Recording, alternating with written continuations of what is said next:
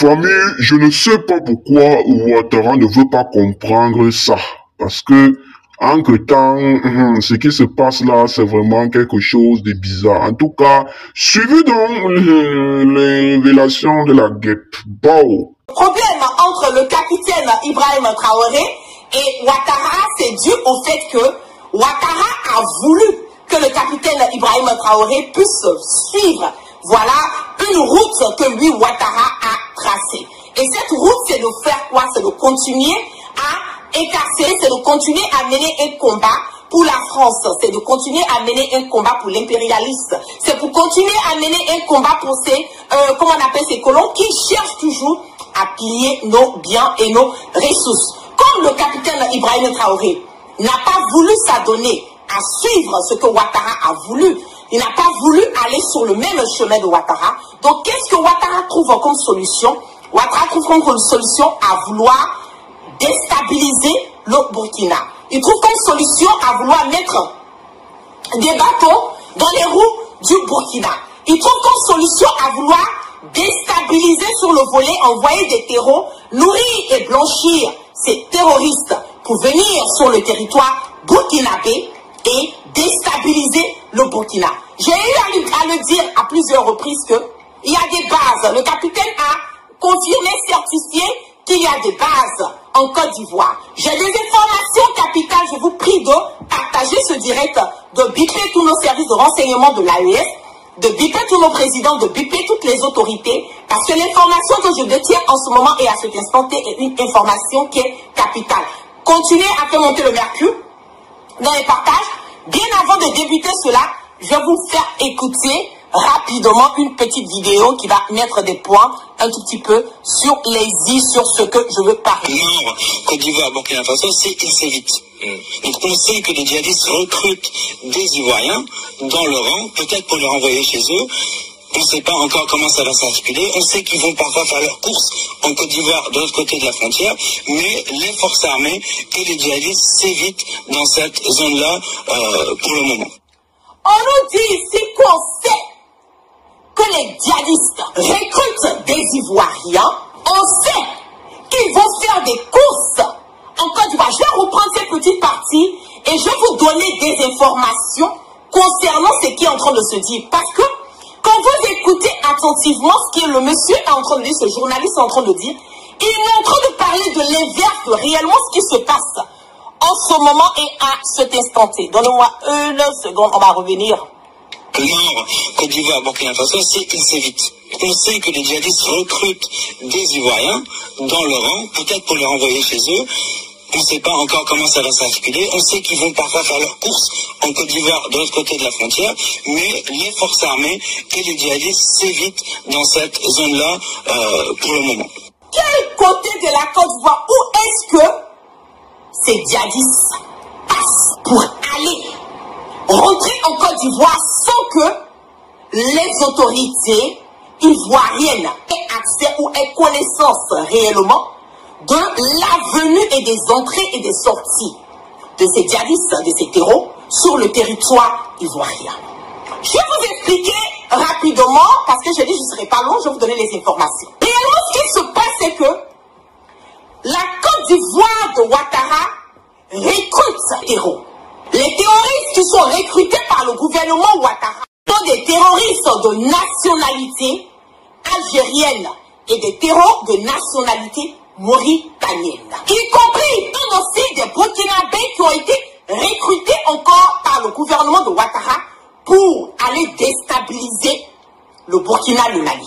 Comment est-ce que ça s'opère? J'ai eu une information à travers mes services de renseignement, mes sources, qui me disent et qui m'ont envoyé l'information en disant que la frontière du Burkina et de la Côte d'Ivoire, Photocopie, qui est le ministre de la Défense burkinabé, a installé des bases terreaux. Bipez-moi les autorités, bipez-moi le service de renseignement burkinabé, bipez-moi le service de renseignement malien et tout, parce que je le dis que c'est une information qui est urgente. La frontière, les différentes frontières entre le Burkina et la Côte d'Ivoire, la Côte d'Ivoire a placé une base, pour ne pas dire des bases terroristes, dans des villages qui m'ont été donnés, c'est Toubo, Balanfodougou et Bolé. Ils ont mis des bases de terreau dans ces différents endroits. L'activité qui se mène, c'est que à chaque 2 jours, 3 jours, les terreaux viennent dans ces endroits pour pouvoir ravitailler un carburant qui est donné par le gouvernement ivoirien. Les terreaux que Ouattara a recrutés là, qui sont à la frontière du Burkina et de la Côte d'Ivoire, dans ces endroits que j'ai cités, Toubo, Balanfodougou et Bolé, le gouvernement ivoirien envoie des citernes dans ces endroits pour ravitailler les terreaux pour aller déstabiliser le Burkina.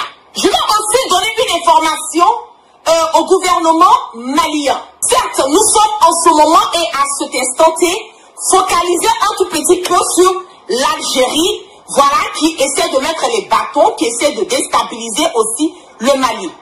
Mais je vais donner une information capitale au gouvernement malien et je vais donner l'information à leur service de renseignement et aussi à mon frère Sadio Camara, le ministre de la Défense voilà, malienne, que ce n'est pas seulement l'Algérie. Nous avons aussi la Mauritanie. J'ai eu l'information qu'à la base, à la frontière du Mali et de la Mauritanie, j'ai le nom exact de l'endroit que j'ai déjà fait remonter, donc je vais m'abstenir à donner le nom de l'endroit exact.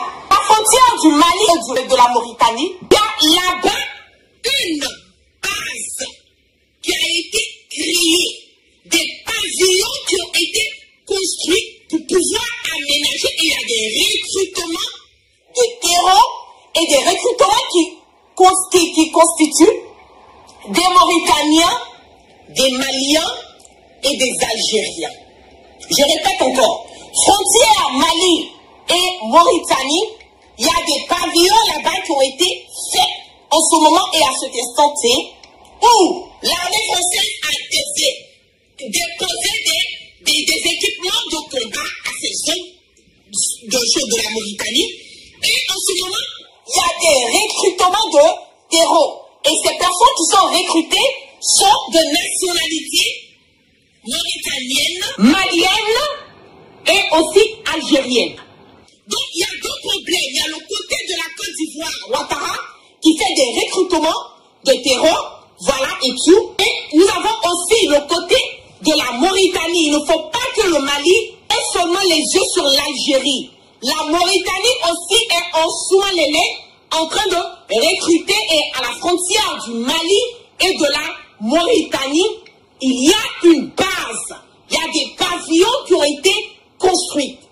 Des pavillons, ce sont des maisons qu'ils ont fait et ils sont en train de recruter des terreaux de nationalité malienne, de nationalité algérienne et aussi de nationalité mauritanienne. Donc, je vous dis encore que Alassane Dramane Ouattara ne va pas arrêter de chercher à déstabiliser le Burkina parce que le capitaine Ibrahim Traoré n'a pas voulu suivre la route que Ouattara voulait. Et suivre la route que Ouattara veut, quelque part veut dire aller dans le sens de protéger les biens, les ressources, voilà, comment on appelle, de la France. Veut dire quelque part livrer le Burkina, veut dire quelque part permettre à la France de plier les biens et les ressources du sous-sol burkinabé et en profiter eux-mêmes de cela. Puisque le capitaine Ibrahim Traoré n'a pas voulu s'adonner à cela, donc maintenant on cherche à déstabiliser le Burkina par toutes les voies et moyens. Qu'est-ce qui se passe en plus de cela? En plus de cela, le gouvernement ivoirien, les terreaux qui ont été recrutés, je l'ai dit, de nationalité algérienne, de nationalité burkinabé et de nationalité tunisienne, le gouvernement ivoirien a ouvert des comptes Orange Money. Comptes Orange Money et on leur a donné aussi des puces de communication. Je vais demander encore à nos services de renseignement de l'AES d'essayer de voir comment est-ce qu'ils peuvent craquer les communications parce qu'ils ont des puces de, comment on appelle, ivoiriennes qui ont été données à ces terreaux pour pouvoir échanger, pour pouvoir communiquer. Des échanges, des comptes, pardon, de transfert d'argent ont été aussi mis en place pour pouvoir les permettre d'envoyer, voilà, de l'argent à ces personnes. Et je l'ai dit aussi, les villes comme, donnez-moi une seconde, je vais reprendre, je vais vous donner encore le nom de ces villes. Les villes comme Toubo, Balanfodougou et Bolé, il y a ils ont installé des bases de terror dans ces zones. Et les bases de terror qui sont installées dans ces zones, à chaque moment, presque chaque 2 jours, 3 jours, c'est là-bas que les terreaux vont se ravitailler en carburant qui est offert par le gouvernement de Ouattara. Pour vous dire que l'heure est grave. En ce moment, nous sommes en train de parler de partir à des élections en Côte d'Ivoire. Et pendant que nous parlons de partir à des élections en Côte d'Ivoire, Ouattara n'a pas de priorité réellement sur ça parce qu'il se dit qu'il va passer par toutes les voies et moyens pour pouvoir se maintenir. Mais dans le même temps, il cherche aussi à déstabiliser. Pendant la fête de l'indépendance de Côte d'Ivoire, vous avez vu des chars, voilà, qui ont été exhibés pendant la fête. Après la fête, tous ces équipements sont en ce moment et à cet instant dans les frontières, voilà, aux frontières du Burkina, du Mali.